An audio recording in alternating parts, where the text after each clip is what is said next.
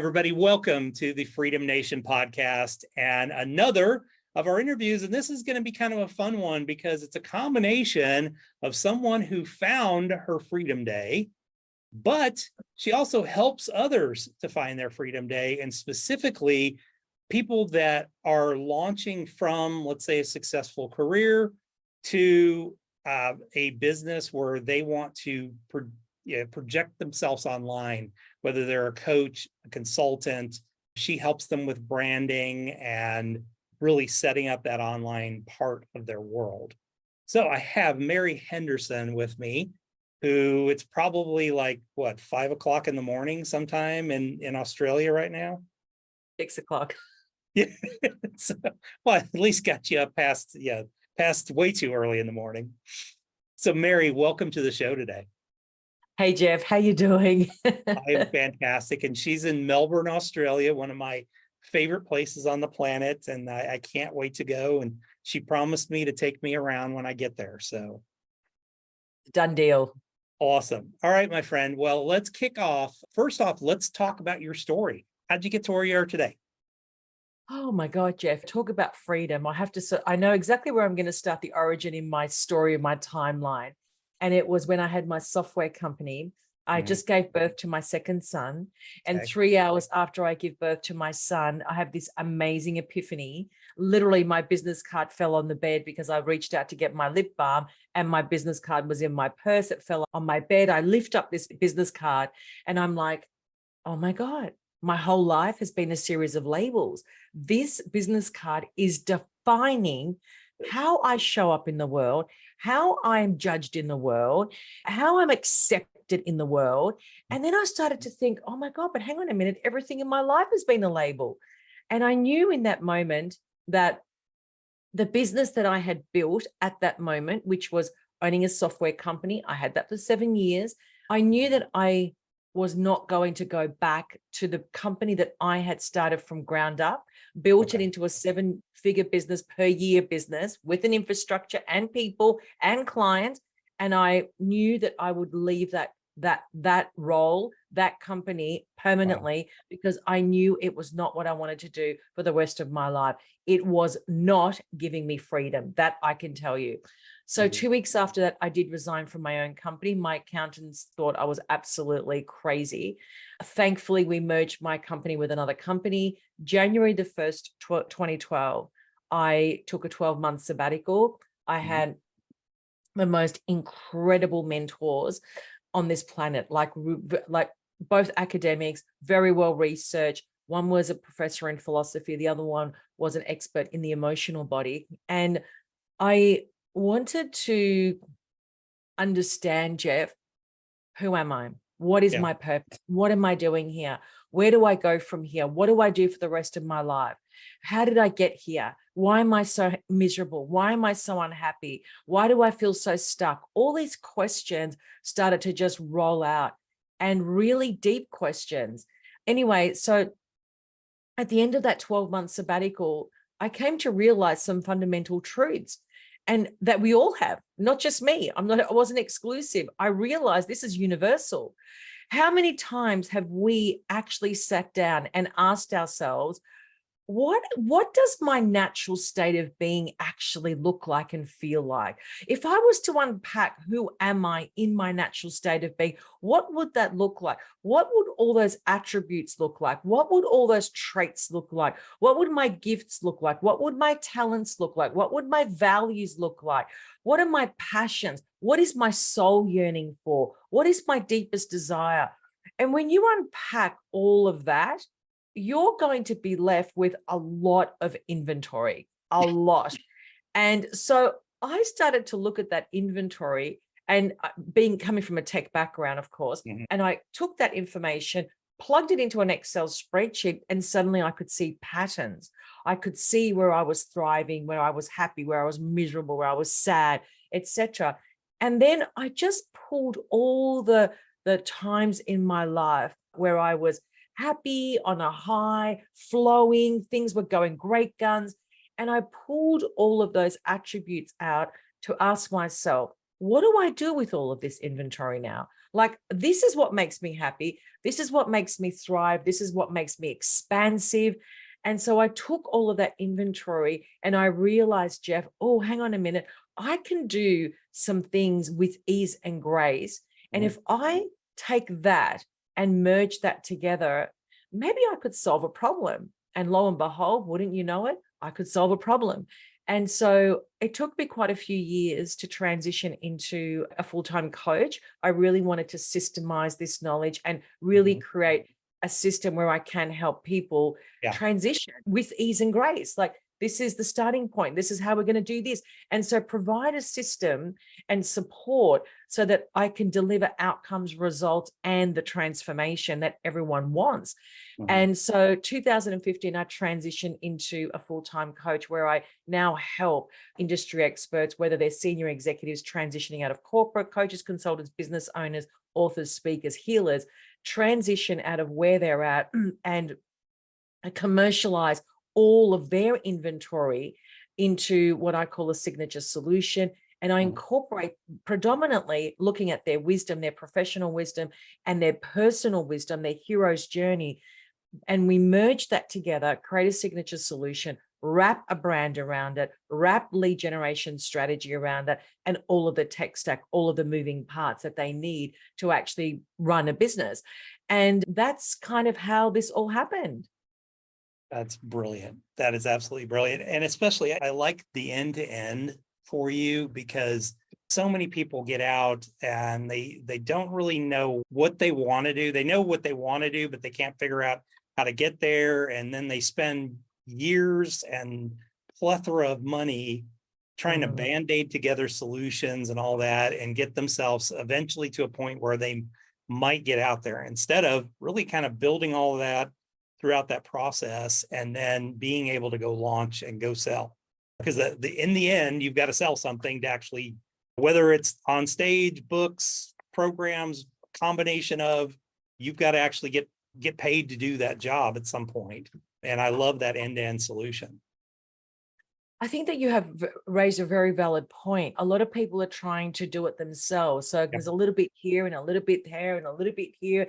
And it's so disconnected and distorted. And they're not understanding, why am I not making money? Why am I not attracting the dream client?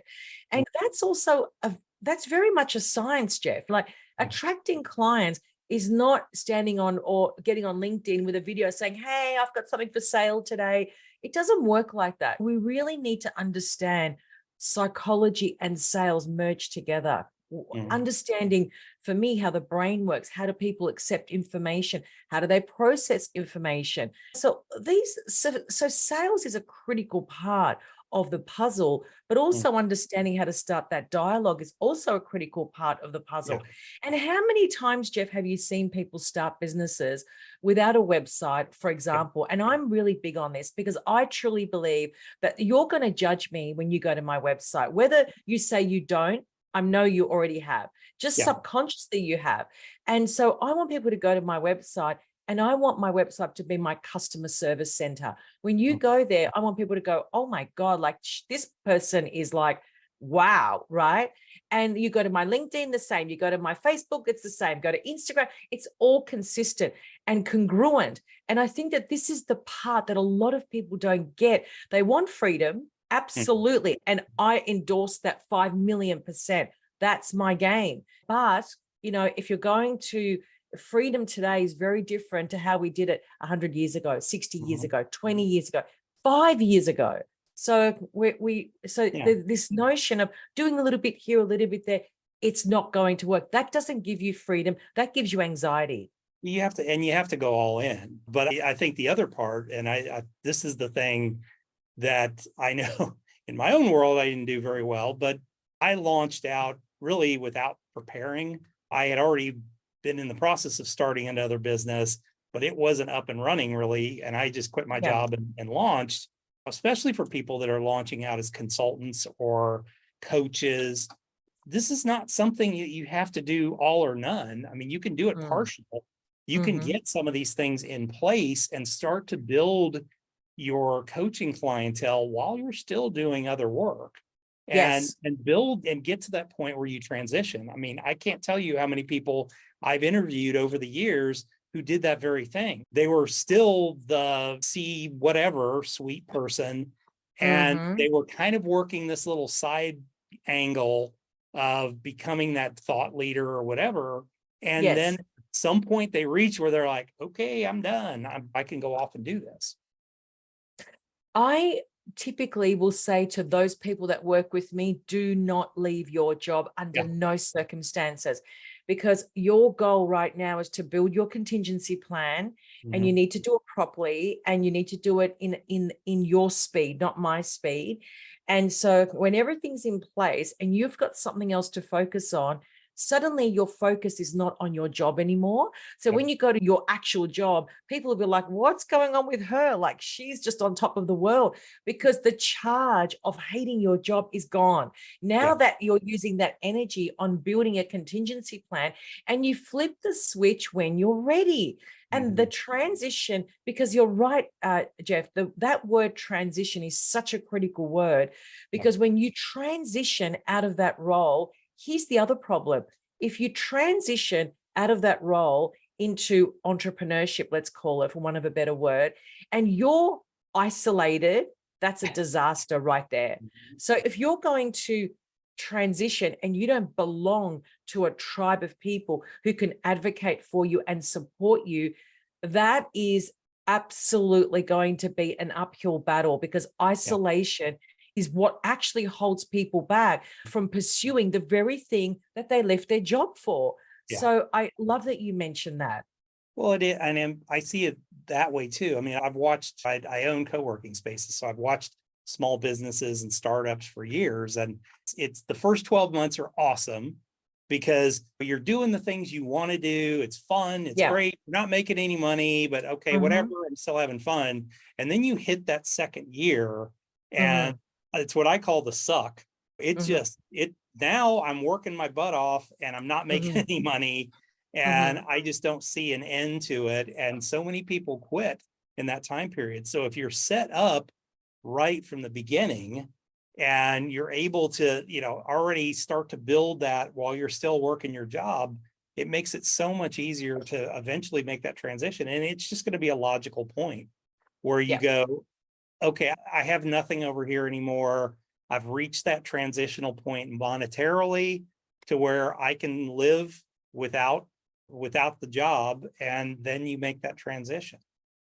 Yeah, I agree with you. And also, building on top of what you just said, it's Mhm. also then creating the foundation of wanting to be seen as the authority in your Yeah. area of specialization. So there's a whole nother layer and infrastructure and learning and discipline and methodologies that's associated with that as well. It's not just getting on LinkedIn or Facebook or Instagram and hoping for the best. It really Mhm. requires an understanding of A, how those platforms work, and Yeah. B, how do you pull people into your ecosystem? Absolutely. Yeah. And you make a complete, yeah, talking about the tribe. I mean, that's Seth Godin's thing about tribes. I totally agree with you. You've got to build that tribe, and it's whoever your people are. And I think of several tribes. I mean, one, there's that kind of tribe of clients or customers that kind of coalesce around you, but it's Yes. also a tribe of people. I think of the podcasting industry. I mean, having interviewed or been interviewed on a ton of podcasts, I have friends all over the world who are going through Hmm. the same stuff I'm going through. And we've built these amazing little relationships. I would have never come across these people.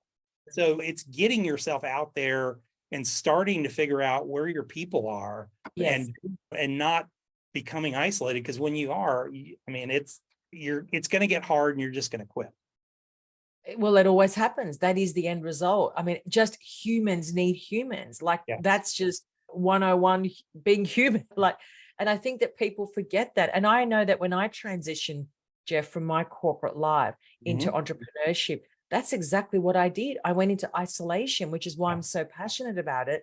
And I recognized the damage that it was doing to my soul, because I was so alone. And Mhm. even though I was reaching out to business mentors, I felt like no one understood me. I just felt so misunderstood. I'm like, these people don't even understand what I'm trying to create. Like, Yeah, they're ex like corporate, now becoming consultant advisors. And I'm sitting there looking at these very older men going, you just don't get what I'm talking about. Like, Yeah. and You again, don't, go back into isolation. It's like, yeah. I'm not paying you $800 an hour. Go, goodbye. Like, get Because lost. I also am combining, I've got a family that I'm trying to take care of and kids I'm Yeah. raising right now on top of trying to do all this crap. So you have no idea.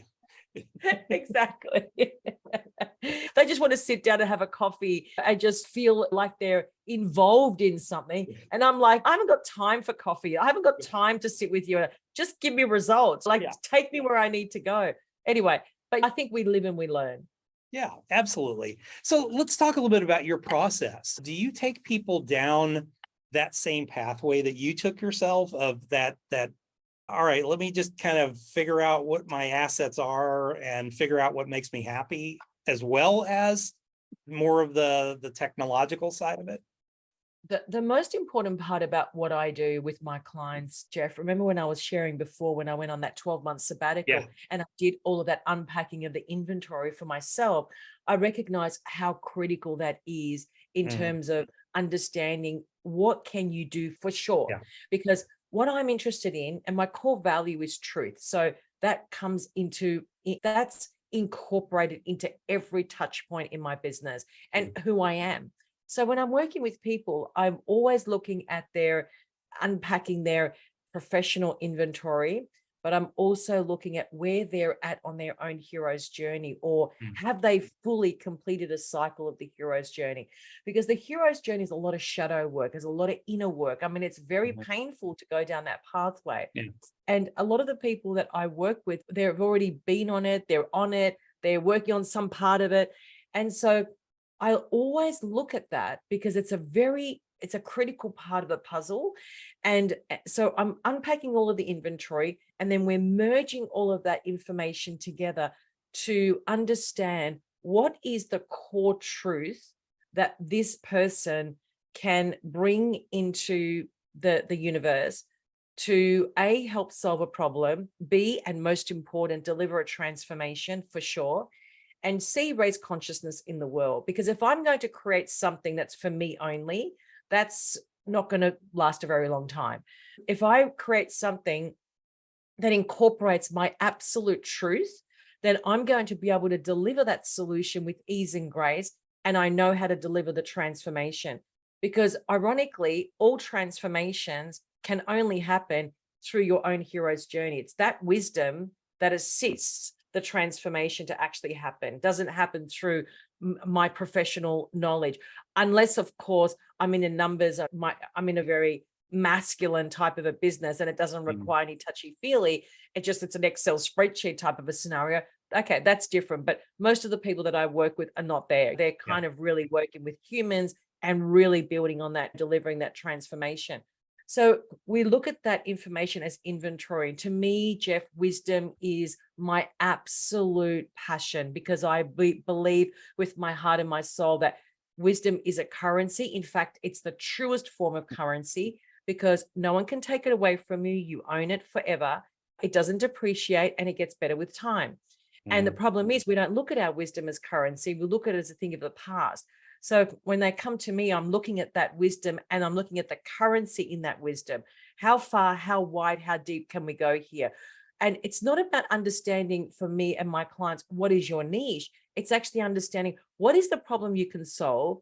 Who is Mhm. it that you think you can serve? And what is it that you absolutely can promise from the standpoint of transforming that human being or that business? So now I'm coming into the world saying, this is the complex problem I can solve, and this is the transformation that I can deliver. I'm open for business. Doesn't Yeah. matter what color you are, what race you are, what religion, where you live, how old you are. I can solve. If you've got that problem, I can solve that problem. So we look at that first. Then we look at our persona, our brand. How do I now show up in the world as a brand? Who am I? How do I want the outside world to perceive me? What is my brand core essence? What is my brand truth? What is my brand architecture? How do I make that congruent with my solution? And then which really forms the foundation. So the consistency, therefore, needs to be across all communication touch points, not yellow on LinkedIn and pink on my website and blue on Facebook and this font there and that font there. There's consistency. Mhm. And then we look at creating the digital assets. And to me, digital assets is not just a website. It's not just a sales funnel. It's not just a lead magnet. It's understanding, how do you actually deliver an ecstatic brand experience to a prospect or a paying client? And we have to build those digital assets in such a way that you will always stay top of mind when your prospect hits your website or LinkedIn or whatever, or hears you on a podcast interview, doesn't matter where. And because that's a critical part of the puzzle as well. I always want to stay top of mind, Jeff, because I know that in 12 months' time, the person that listens to this podcast or has received my lead magnet 12 months ago is going to be ready at some point to say, I want to have a conversation with you.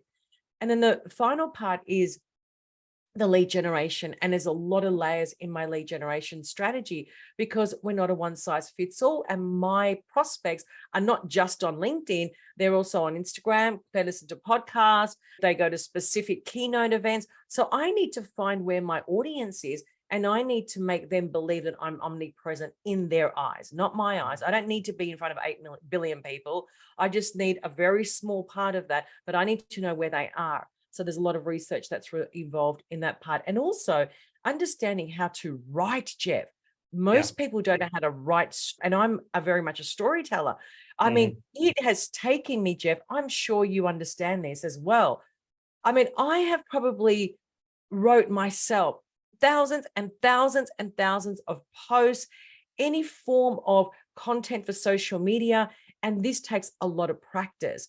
But, and I've got lots of frameworks for that to help my clients. But it's amazing. What amazes me, how many people are so afraid to write their core truth.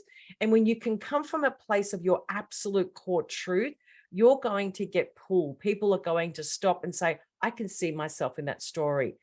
And then once all of that's done, then what we do is we have to become it. And this is the part that most people leave out. It's like, oh, I've got this business. I'm going to go out there. I'm going to do blah, blah, blah, blah, blah. I'm going to make $1 million.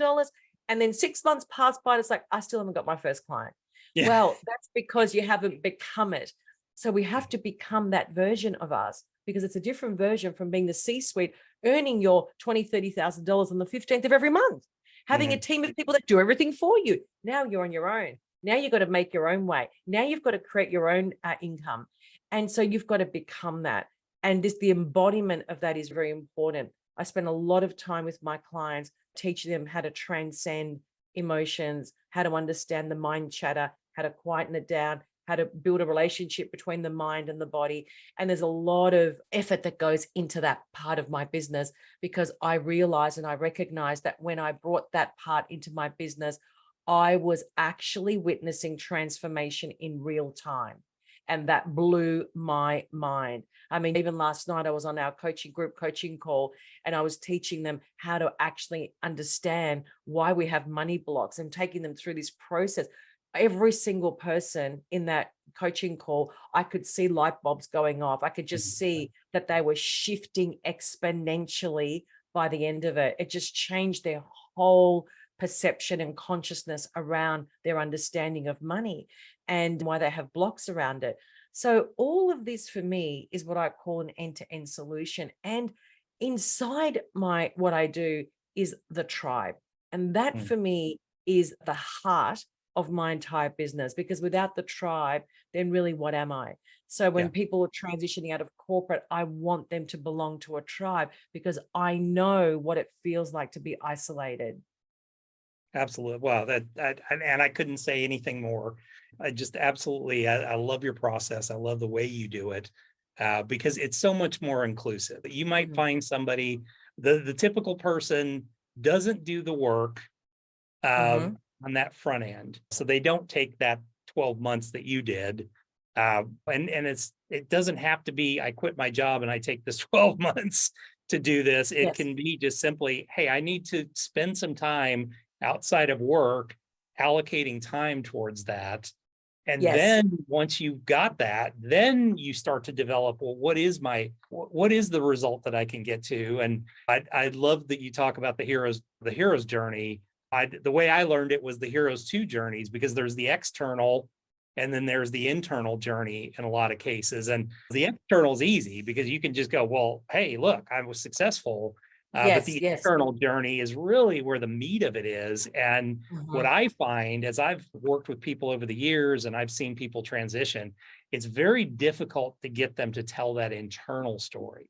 Yes. And the internal story, if you'll tell it, and I was really bad at this. I remember being in Toastmasters and being a wonderful speaker. People always said, oh, you're a great speaker. But it wasn't until I started kind of letting go with some of that internal stuff that Yes. people were coming to me going, oh my God, I mean, that was just an Mhm. amazing speech. I just felt like I was right there with you. That's that point that you said people get to. And you've got to do that. You've got to let your boundaries down. You got to let your guard down and let some of that internal stuff out. And that's what will connect you with your audience. Well, that's the truth. And I Mm, think that's what people want to, and I always say to people, don't underestimate that when you're out in the public eye, whether it's creating content or on a podcast or on a stage, let me just remind you that every person has a soul, and the mm, soul speaks in the language of feelings. So if you're lying, that other person will know. They'll just feel something's not right. So when you speak your soul truth, that you light up the room because people relate to that story.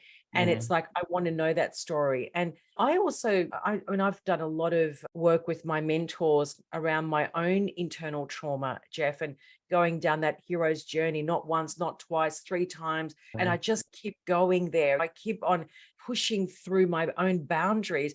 And as painful as it is, I still want to go there because I know that there's more potential for me to self-actualize.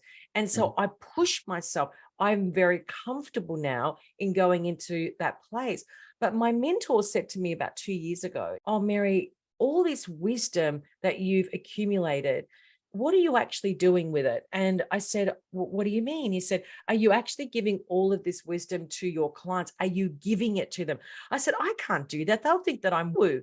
And he just paused for a moment and he said, you did not go on this so many rounds of the hero's journey for mm. you. You did Yeah. it on behalf of them. And I was like, whoa. He said, you have to take it to them. You have to give it to them openly and freely so that they can take it to their clients.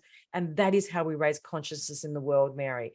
And I was like, oh my God, Jeff, he was so right. You- And I remember saying to my clients, I just want to sort of run something by you guys and just tell me if it's okay if you If say it no, sounds I'm okay with it. woo, I said, I really want to start giving you guys the wisdom that I yeah. have accumulated over the last 12 years with my mentors, understanding the mind and the body, and really going deep and really understanding how to truly find your own inner power that you already have and transcend out of this matrix type of patriarchal masculine power system that we've been living in that has squashed us down to make us believe, God forbid, we can never have freedom.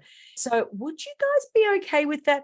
And Jeff, it was amazing. Like, I can't tell you, there was not a dry eye in the room. Everyone was crying and going, everyone said, we were waiting for this moment. We were waiting for this moment, because I would always be talking in riddles like that. And they'd be like, Yeah. oh, where did you get that from? How do you know that?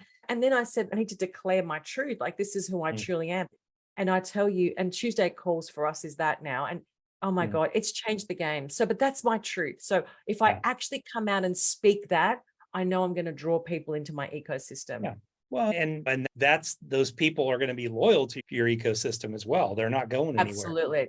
So let's talk a little bit about that part of it. So how do you deliver your services? Is it on a one-to-one basis? Is it one-to-many online programs? How do you deliver what you do? Yes. So I have a one-to-one, which is a complete done for you, because a lot of business owners that I work with, they are not interested in doing any of the work. They just want us to do it all, which is fair enough. And then I have a hybrid model, which is a group coaching. And that is where anyone can join at any time. And that's a 12-month mastermind.